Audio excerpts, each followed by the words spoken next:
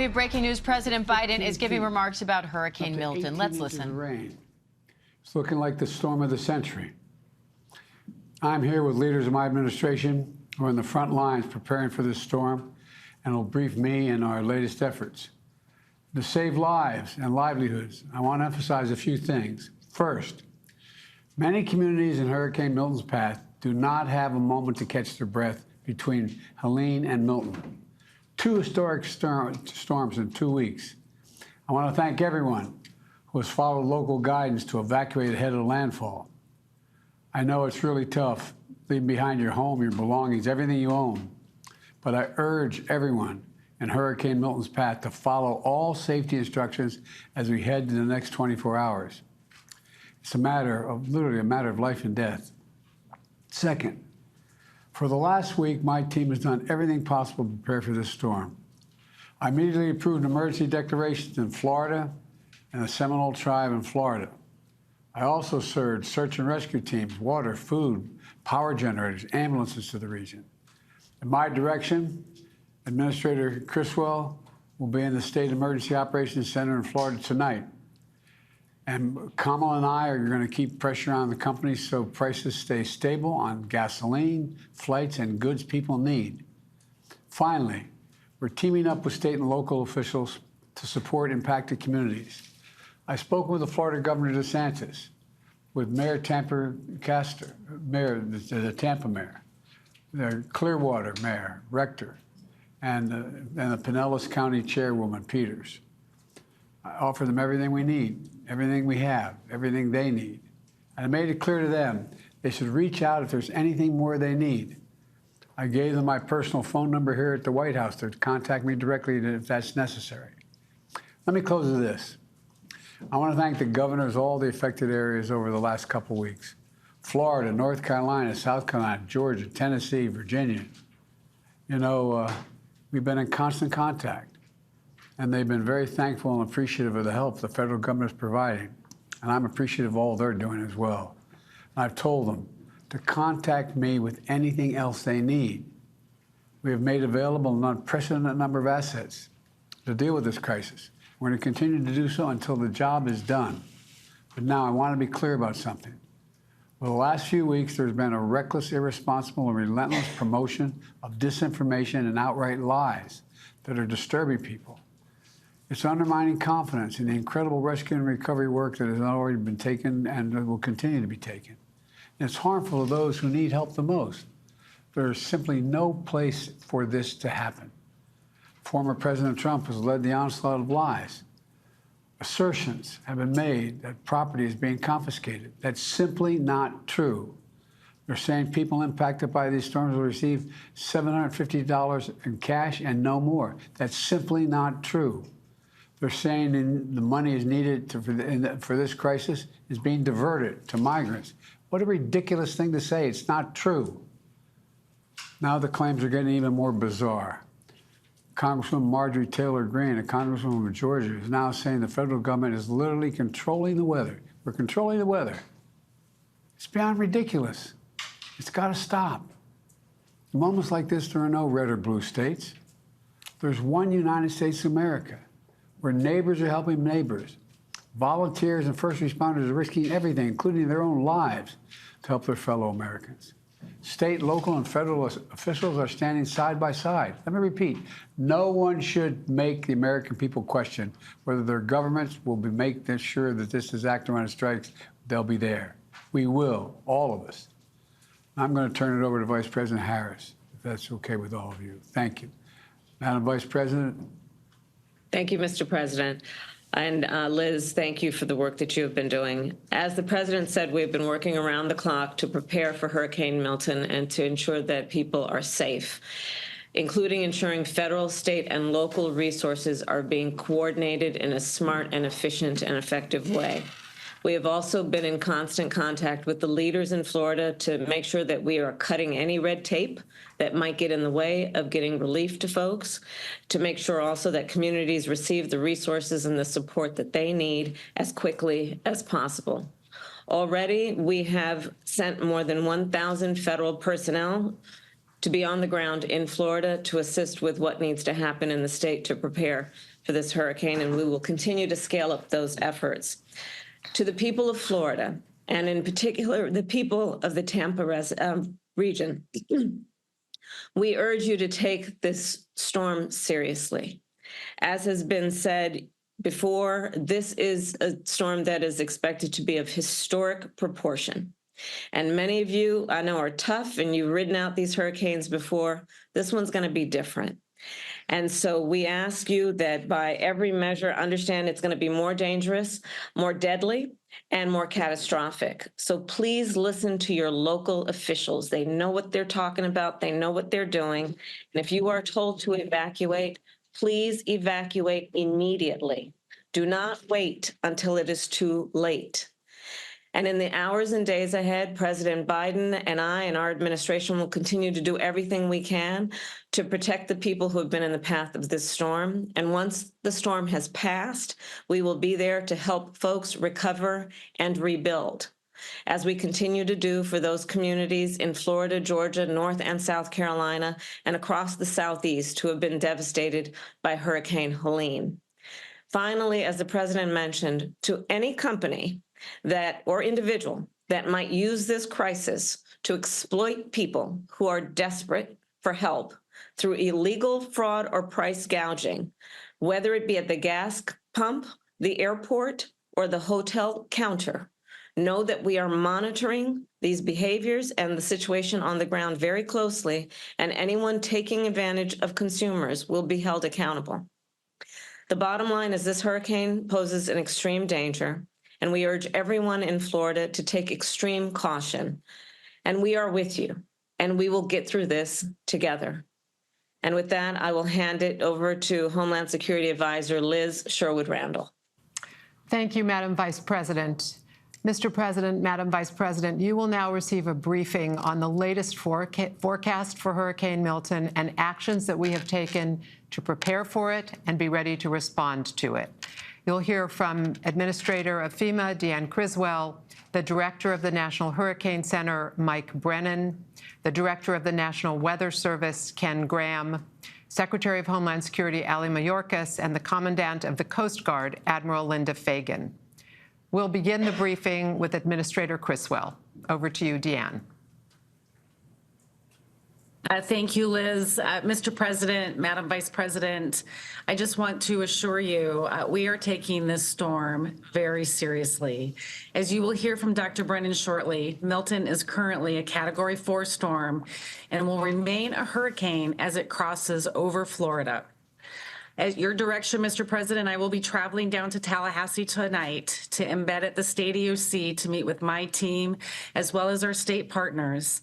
And I will be there to assess the damages and the impacts immediately following the storm, working in close coordination with the state to ensure that they have everything that they need to support their priorities. As you have always directed me to do, I am leaning forward to make sure that we are strategically placing our resources and our teams to be able to rapidly respond in Florida. There are currently over 1,000 federal personnel on the ground in Florida supporting the efforts from Hurricane Helene, as well as the previous storms that have happened over the last few years. And I have directed, at your direction, an additional 1,200 search and rescue personnel from FEMA, the Coast Guard, and the Department of Defense to stage in Florida so they are ready to take action as soon as Milton makes landfall.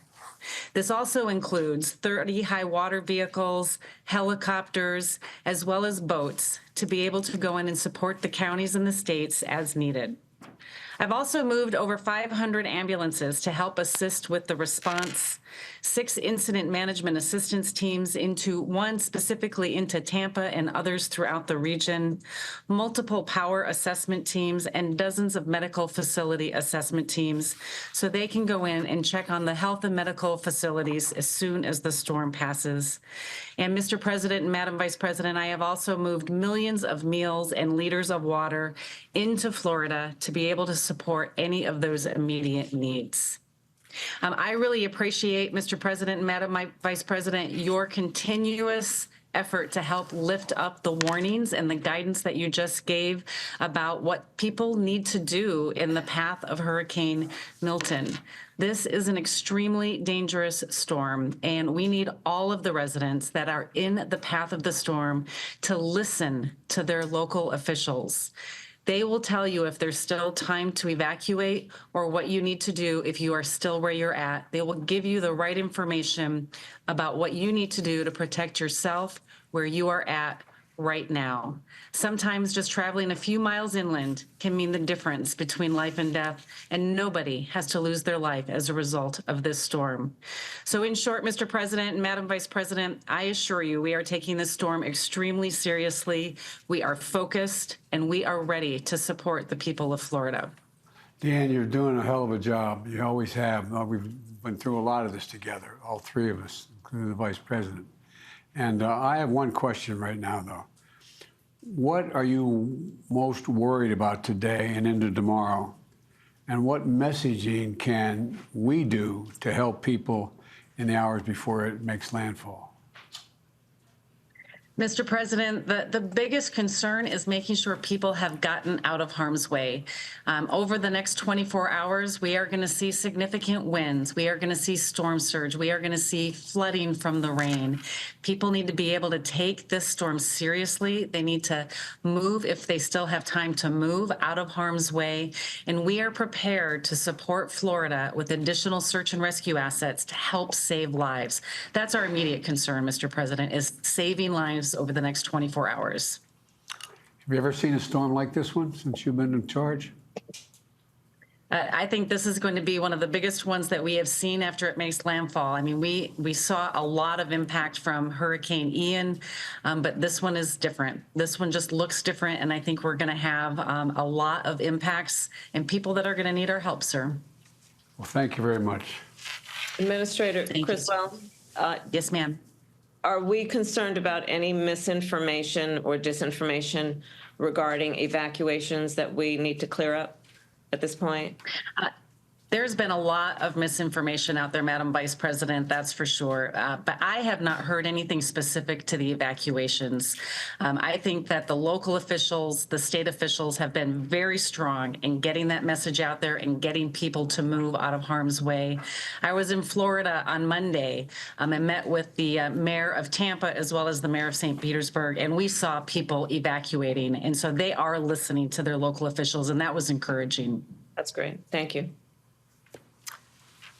I think we'll move on then. Thank you, Administrator Criswell. We'll move to Director Brennan from the National Hurricane Center. Thank you, Liz. Mr. President, Madam Vice President, good afternoon. As Administrator Criswell mentioned, we are just hours away from seeing a potentially catastrophic hurricane landfall along the west coast of Florida, with the center of Milton expected to cross the coast late this evening or very early tomorrow morning. Is a powerful major hurricane and a large hurricane at that. We are already seeing multiple life-threatening hazards playing out across Florida. We have multiple tornado warnings in effect across portions of southern Florida. We're seeing winds increasing, heavy rainfall spreading across much of the state. And conditions are going to rapidly deteriorate over the next few hours, especially where landfall is going to occur along the west coast. That's where we're expecting that devastating storm surge of as much as 10 to 15 feet above ground level, from somewhere near the Tampa Bay region southward to Port Charlotte, with significant storm surge extending hundreds of miles even farther south to the Fort Myers and Naples area. And that is why we have been supporting so many evacuation decisions to get people away from that devastating storm surge. Time is running out now for people to leave along the west coast before conditions deteriorate further. Additionally, Milton is going to be a powerful hurricane when it makes landfall and move quickly across the state and remain at hurricane intensity as it moves across Florida tonight and as it enters the western Atlantic during the day tomorrow. So that is going to bring the risk of hurricane conditions to much of the central portion of the state. We have hurricane warnings in effect from Fort Myers up through Tampa to Cedar Key along the west coast, all the way through the I-4 corridor across Orlando to Daytona Beach, up to St. Augustine, including the Cape Canaveral area and the east coast down to Port St. Lucie. So a large area is at risk of seeing devastating wind impacts, widespread power outages, structural damage, And that could lead to a very unsafe environment after the storm, where we tend to see a lot of post-storm fatalities in this very dangerous environment that's left.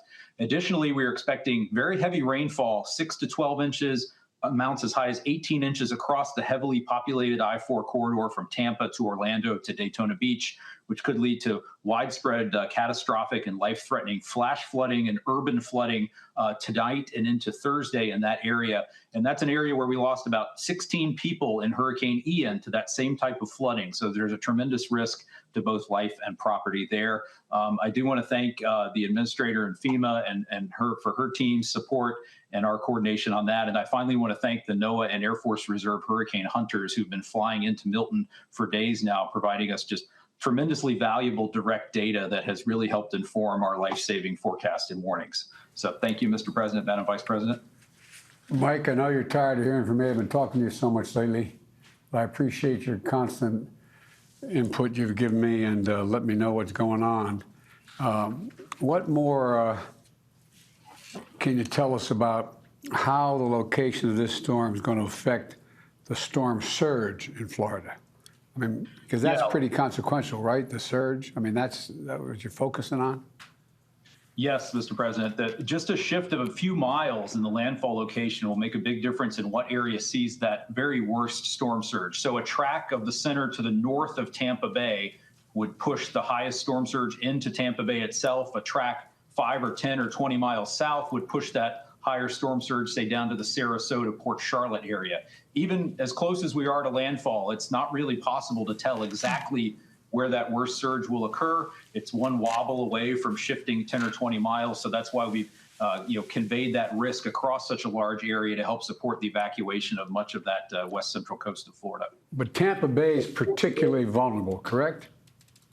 Correct. Yes, Mr. President. It's one of the most vulnerable locations along the entire west coast of Florida because water gets funneled up into the bay. If you were to see a worst case scenario there, you could see storm surge as much as twice as high as they saw during Helene, where it got up to 7 or 8 feet in the bay. It could potentially get up above 10 feet in this event. Well, thanks a lot, Mike. I appreciate it. Hey, Mike. It's good to see you again, and thank you for all your work. So for the folks who have been living in Florida a long time and have experienced these storms many times, how are you talking with them about how this is going to be different and so the difference between what they're used to and what this will be as a way to hopefully give them more encouragement to know that they need to get out? Yeah, thank you, Madam Vice President. Yes, we've been emphasizing the size and the intensity of the storm and the direction at which it's approaching, which is unusual and really raises that storm surge risk for the west coast of Florida. We typically see hurricanes approach the west coast of Florida from the south or southeast, moving parallel to the coast. This track more perpendicular to the coast really raises the storm surge risk. And the size of the storm is going to produce hazardous impacts across much of the peninsula. So we've been hitting the surge risk on both coasts, actually, the hurricane force winds, the flooding rainfall threat, the tornadoes, and trying to re-emphasize the scale and breadth of the threat, which is somewhat unusual for Milton. Thank you, and thanks for your good work. Mike, one more question. Yes, sir. For people listening, what is the width of the state of Florida from the Tampa Bay area across to Sebastian Inlet in that area to Palm Beach? What kind of distance are we talking about? Across the state of Florida, you're probably talking about, 150, 200 miles. That's an estimate, but the storm's going to be moving at 15 miles per hour. So it's going to be moving across that area very quickly. And the tropical storm force winds, the 30, 40 mile per hour winds or greater now extend almost out more than 200 miles from the center. They're going to get even larger as the storm approaches the coastline. So that's going to cause those wind impacts to affect much of the state. The reason I asked the question is I think, at least for me, having done a lot of this the last 3 years, emphasizes the consequential damage this storm can do. I mean, it's going to enter Florida on the west as a hurricane and leave as a hurricane. And that's pretty unusual. Anyway, thank you. Yes, sir. Thank you. Thank you so much. We will move on now to the National Weather Service Director, Ken Graham. All right, thanks, Liz. I appreciate it, and wanted to thank Administrator Criswell for everything through this, and Dr. Brennan as well. The Hurricane Center has been really focused on this and on it with such a great forecast the whole way. I just wish we could minimize those impacts, but that doesn't look like what's going to happen. So, Mr. President, Madam Vice President, we continue to work at the National Weather Service with our federal, state, and local decision makers during the storms. Look, we actually have our scientists embedded with FEMA, the state and local emergency operations centers, and we also have our scientists embedded with the U.S. Coast Guard District 7 to really help out with these decisions to make sure they're right there to answer the questions as they come up. They're covering really the subtleties, as you've mentioned in this forecast. Dr. Brennan mentioned those small changes can make a big difference. Little wiggles really do matter. Those small wobbles make a difference in the storm surge. And all these big storms, they wobble and wiggle all the way in. We'll see that happening as this gets closer to landfall. So as Administrator Criswell said, listen to those local officials. I can't stress enough, 30 years with NOAA, 30 years in the Weather Service.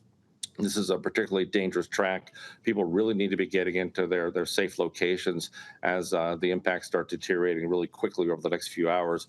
Words really matter in these storms. Even if the winds decrease somewhat near landfall, we really try to avoid words like weaken. It really gives a false sense of security to the public. So we really want to stress that no matter what happens to that, the wind speed in this system, catastrophic impacts will result either way. The size of the wind speed, the actual size of it will be expanding, as Dr. Brennan was saying. So much of that impact will cover most of the peninsula.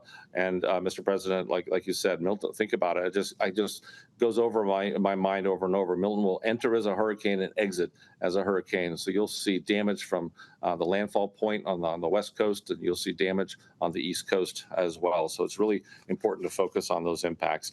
Again, seeing those impacts on both coasts. We're really starting to see the impacts as we speak. I was just looking at the radar before doing this meeting here, and we've got tornadoes already touching down in some spots in Florida, and some have been confirmed that have touched down as well. And about 90% of those tornadoes occur on that right front quadrant of a tropical system. So we're really, our folks are at the Weather Service are on duty 24 hours a day, watching that radar to make sure that we can get those warnings out quickly to people so they can take cover.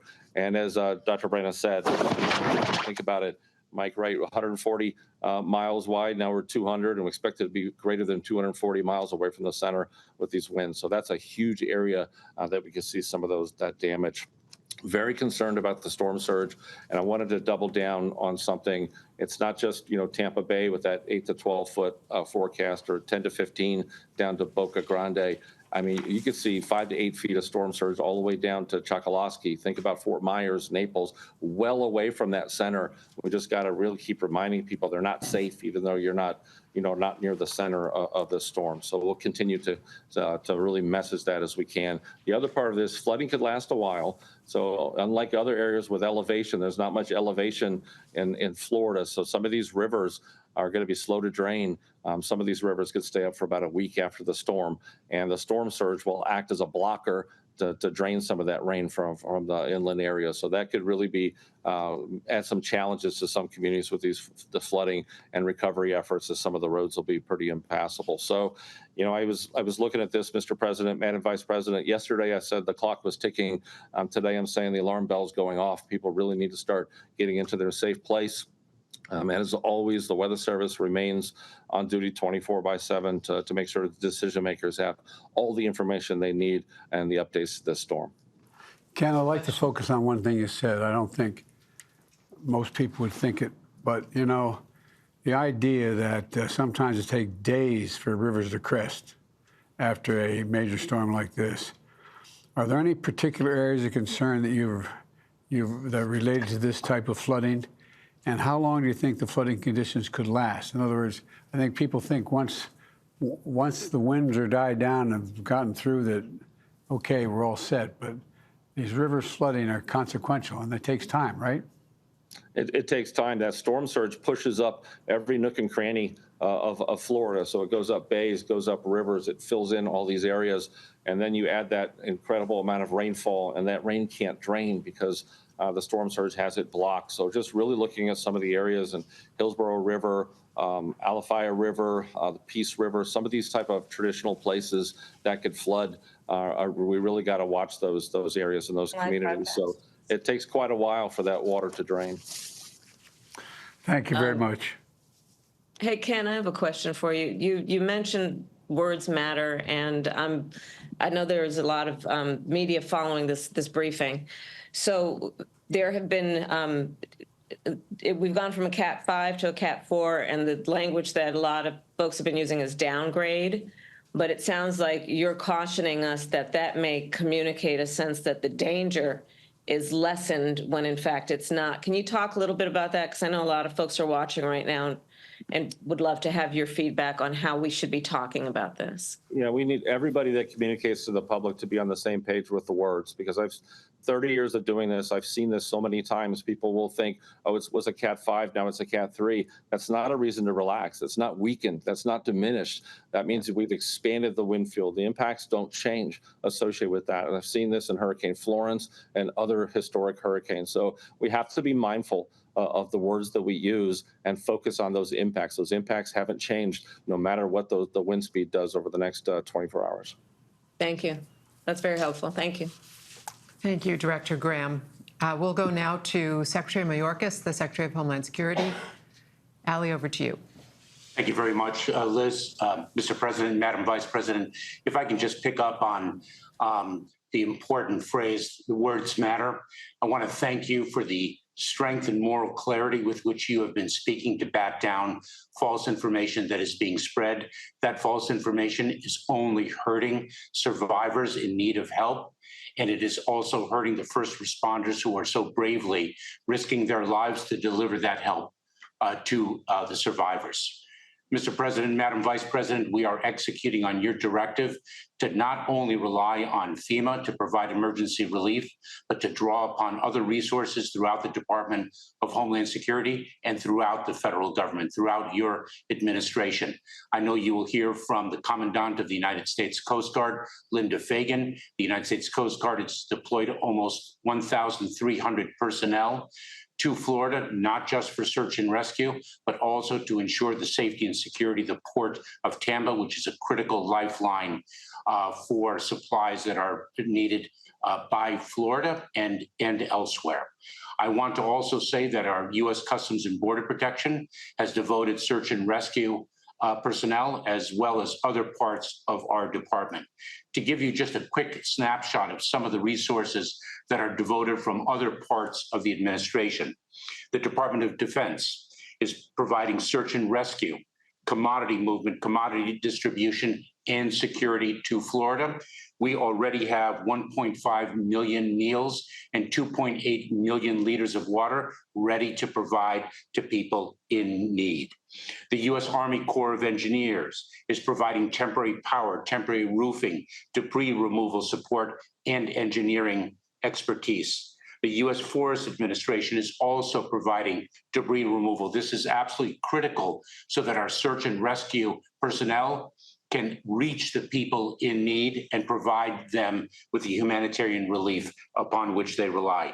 Health and Human Services is providing hospital and health-related support. The Small Business Administration has dedicated 137 personnel to assist people who have lost or whose businesses are destroyed, to get them back up on their feet and understand what resources are available to them. We have an entire administration dedicated to this effort at your direction. And with that, I'll pause. Hey, Ali, Mr. Secretary, do you have everything you need from all the federal departments and the agencies in support of this response? Is there anything lacking?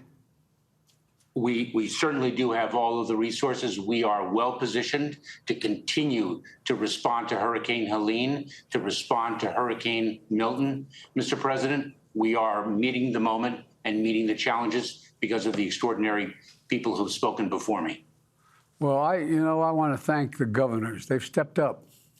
All this disinformation going out about how, we're devoting all this money to migrants and we're I mean, even one congresswoman suggesting that I control the weather and implying that I'm sending it to red states. I mean, it's stuff off the wall. It's like out of a comic book. But, you know, people, when they're in trouble, or for example, and I asked this to our administrator, they said that you get $750 and that's it. You lost everything, you get $750. That's not it. That's just you give you immediately what you need to get by the next day, to get a prescription, to get a whatever. Are you getting calls already about what we're going to be able to deliver for people who get in trouble? We are, Mr. President. Let me say that, you know, one of the false narratives is that the federal employees who are actually delivering assistance will take an individual's land. And that is causing individuals, survivors, not to approach the people who are there to help and obtain the relief to which they are entitled and that we have available to them. And the Vice President knows very well, as a former prosecutor, that false information only is fuel for the criminal element to exploit individuals in positions of vulnerability. And Madam Vice President, your words at the outset were so very important for that reason. Thank you. Mr. Secretary, I want to thank you and the folks in your agency working with FEMA, NOAA, and all the federal agencies. I've been on the ground, and the work that you all have been doing to coordinate with local and state law enforcement and first responders has been outstanding. It really does show the best of the kind of work that we do in a moment of crisis to work together. So I applaud the folks that work with you and your leadership in that regard. Thank you, Madam Vice President. Thank you, Secretary Mayorkas. We'll go now to Admiral Linda Fagan, the Commandant of the U.S. Coast Guard. Thank you, Mr. President, Madam Vice President, and I want to assure you that the Coast Guard is ready to respond. We continue to monitor the storm closely and are mindful of how dangerous and devastating this storm is and the potential to the region, which is still recovering from Hurricane Helene. My senior field commanders are well integrated with both the state and local emergency responders and have stood up incident commands. We continue to surge personnel and assets from across the country into the region.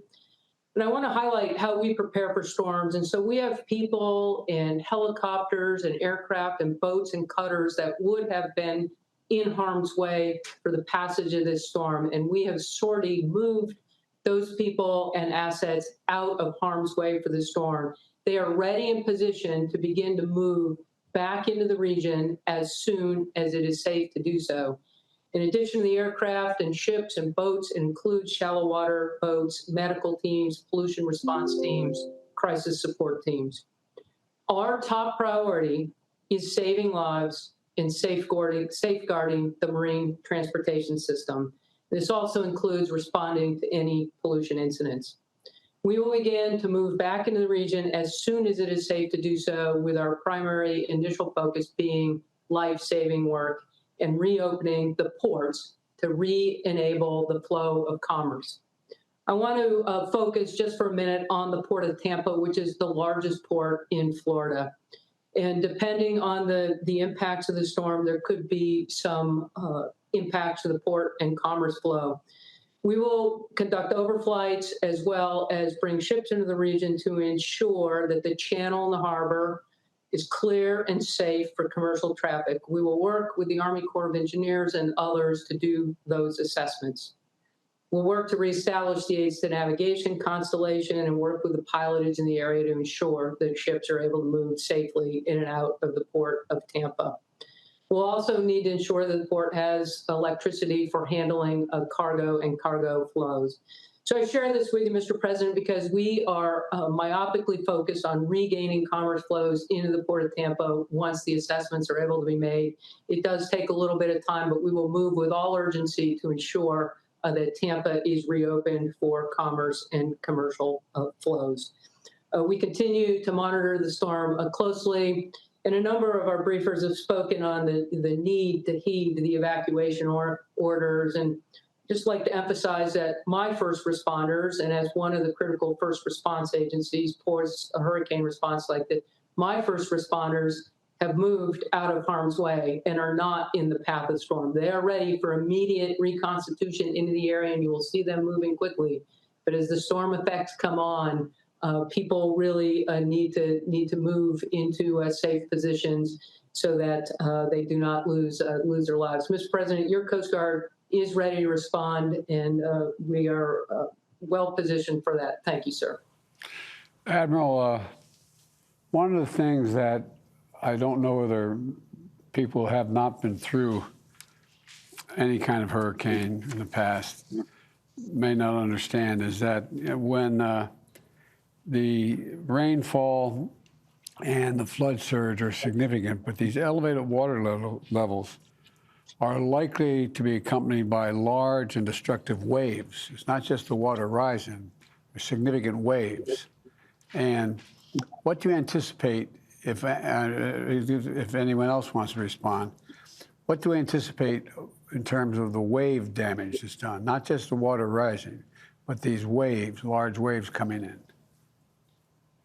Sir, I'll just touch on the impact of the water and just the flow and significance of any kind of increased water flow, storm surge, whether it's wave driven or otherwise. It creates conditions that are incredibly hazardous to life.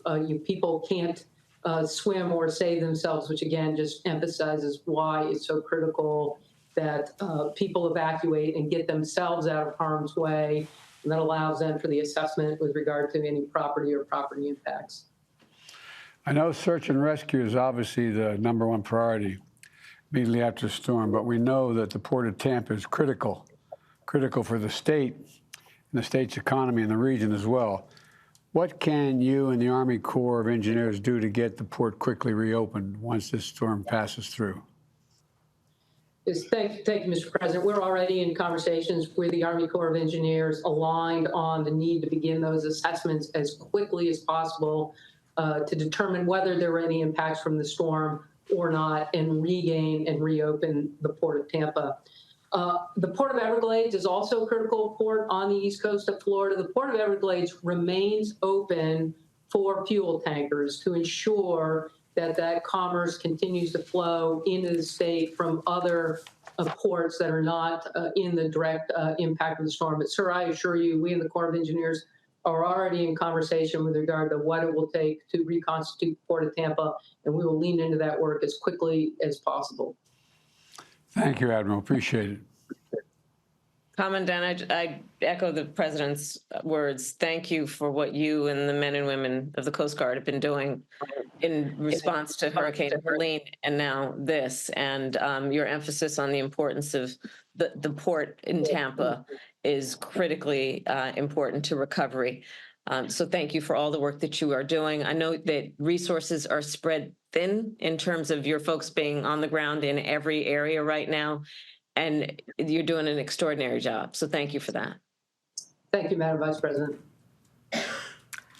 To each of the dedicated professionals on this screen, we are truly in your debt and in debt to your teams for what they are doing right now to prepare for and respond to what is coming to Florida this evening.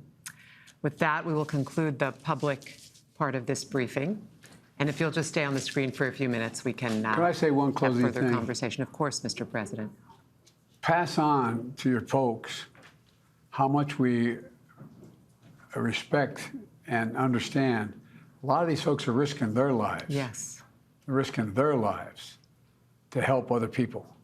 I mean, this is Americans helping Americans in ways that when, to me, it's a measure of who we are as a nation when we see this happen.